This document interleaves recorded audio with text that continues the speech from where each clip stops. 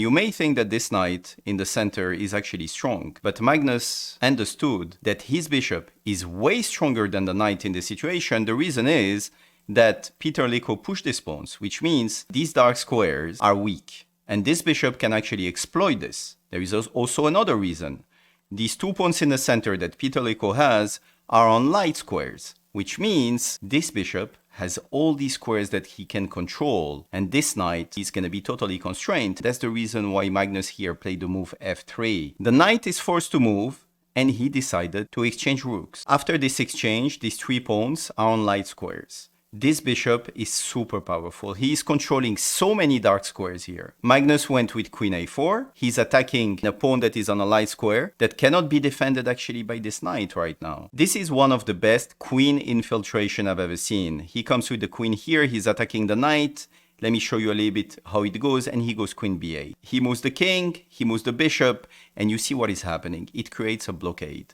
Now, white has total control of dark squares in this situation. In this position, Magnus is playing against Etienne Bacrot. Etienne is playing with the black pieces, but there is something that Magnus understood in this position. He has a very, very annoying pin, and I'm sure you get very annoyed with pins.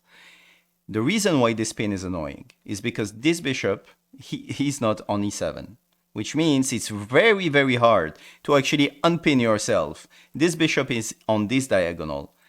Now, should you exchange this knight? That's the question that I have for you today. Try to find it.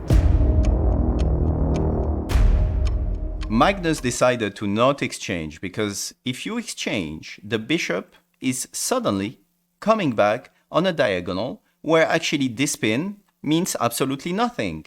I will be able to move the queen on the next move, and if you take the knight, I can just, not like this, I can just take back. There is no way that Magnus would allow this. That's the reason why Magnus here just played this move. Forcing actually attacking this knight, he's forcing actually this knight to take, he takes back. In the game, Etienne went rook e8, and he just long castle here. And you see what's going to happen is that they develop their pieces. He brings the rook, and now he creates another pin. He pushes in the center, that is a very important one, and now there is a second pin. This one is pinned, this one is pinned. And all that Magnus did here, he understood that to get rid of actually this pin was so annoying. This bishop is misplaced. This is what he understood, that the deep meaning of this position is that this bishop should have been on e7, but it's not. So it's super hard to actually get out of the pin. The threat is to simply take, and you take with the pawn and you have and you have a horrible pawn structure. And in the game, Etienne decided to retreat the queen. Now you can take the knight and retreat your rook. And here, look at this position strategically, just because he exchanged your right pieces or refused to exchange the knight on d4, he's having this pawn structure. In this position, Magnus is playing with the black pieces. At first, it may seem like a totally normal and quiet position in our games, but Magnus understood. What you have to do in your games is that you have to forget a little bit the principles. Look at your pieces only. Forget everything else for 2 minutes. And compare each of your piece with your opponent's piece. Compare, for instance, this knight with this one. Which one is best? It's kind of easy to see that this one, is putting a little bit more pressure than this knight that is not really putting any pressure. Now you compare this bishop with this bishop. Well, you start looking at the pawn structure after. And you're like, okay, my pawn structure is on dark squares, which means it restricts the squares of this bishop. Also, his pawn structure, the pawn is in the center is on a dark square, which means even if the bishop actually comes here, he's restricted by his own pawn chain and by my pawns. Knowing this, Magnus decided to play the move bishop b4 because he knows that this is a bad bishop. So what does he want? He wants to exchange this bishop against this knight and then have a superiority with this knight against this bishop. The game continued like this. He took. And now he went rook e8, attacking actually this pawn. He pushed, of course, removing back the knight. And you see what's happening actually when you have a bad position. And let's say here Magnus exchanged the right pieces. What happens is that usually you have some tactics. The bishop here, you may think, okay, you want to put it here? Really? You're losing a piece on the spot. He's attacking both pieces and you're losing. So, here in the game, he protected actually the pawn. Let me show you a little bit what happened. He pushed. He went with the knight, attacking d4. You see how this one is totally inactive. He's just not doing anything. He puts it on b2 just, I don't know why. It doesn't do much. He pushes g4, he brings the rooks, but these rooks actually are not doing anything. They need some minor pieces to be able to create some pressure. So all Magnus has to do is push a pawn. Here he went f3, h4, check, he took, and then the knight took. And this is an amazing position, as you can see. Now there is infiltrations. All Magnus did in this game was exchange the right piece starting with this move. Understanding this is a bad bishop, this is a good knight, I have to basically get rid of this one. In this position, it brings a different element. Magnus is playing with the white pieces against Gata Kamsky. Magnus went against the rules. In this situation, he went and he decided to exchange the bishop for the knight. And I'm not even sure that other GMs would actually decide to take the knight. The reason is that he has double pawns. And when you take the knight, he's going to take back having a very nice pawn structure. But sometimes in chess, you don't have to follow the principles if it's giving you a long-term advantage. So here he took with the pawn, and the long-term advantage that Magnus actually decided to have here is the square on e6. By exchanging this way, Magnus now is getting a grip on the position, playing like this, and bringing the rooks and trying to actually infiltrate and attack the king this way. And queen b6, and you can see that white here has an amazing control over the position.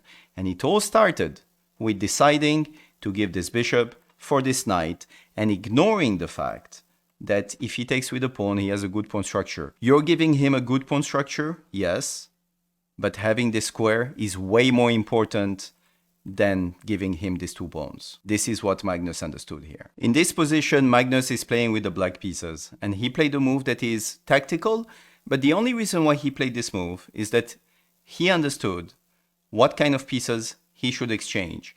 It went with knight d4, which may seem totally surprising at first, because you're thinking, okay, maybe he can take actually the knight. No, he can't, because, his opponent would lose the queen.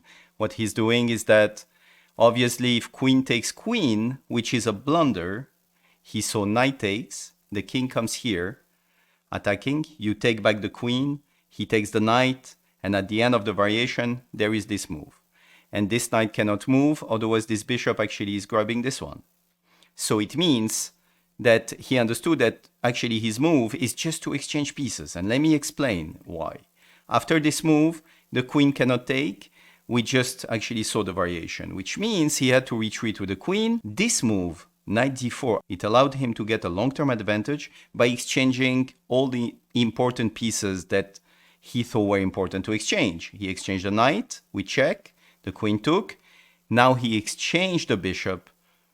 Now he exchanged this one. In this situation, after the move d5, for instance, he understood that his knight is way stronger than this bishop because these pawns are on the same color. These pawns, all these, are on the same color as this bishop. And after he pushes d5, this bishop is going to get restricted. Not this knight. This knight will be able to jump and control very important squares. Magnus here is playing with the white pieces, and he has a decision to make. Would you actually exchange here the bishop for the knight? Or do you think that your bishop is actually worth more than the knight? Try to take a sec and just think about this.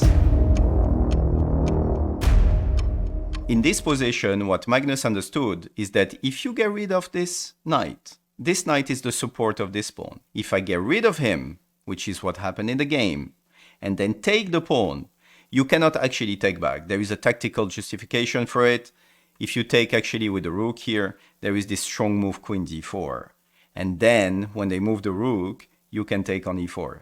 So be careful because there is a very, very nasty pin. But Magnus didn't fall for this, right? So in the game, it didn't go like this. He exchanged the bishop for the knight. He understood this bishop is weaker than this knight. so I have to exchange it. Now I have to put pressure on c5 here. When he takes, I just bring the knight and I put pressure on this pawn. I'm also creating a discovery on the queen. When the queen moves, I exchange rooks and I take the pawn. Now look at the position that he gets. He has a very active knight, but this is a bad bishop. The reason is it's basically not doing much actually with the pawn on e4. And he's going to strengthen this idea by playing actually this move, f3. Very important, because now you have 3 pawns. It's extremely hard for this bishop to actually come in play. So the golden rule to understand when to exchange pieces is that you have to look at the long-term edge that you are getting. Just ask yourself, if I exchange my knight against the bishop, am I getting a long-term advantage? Am I getting a better endgame? You have to think about this in the middle game. You have to think about the endgame transpositions. If I exchange this piece against this one, am I having a long-term advantage? This is the golden rule.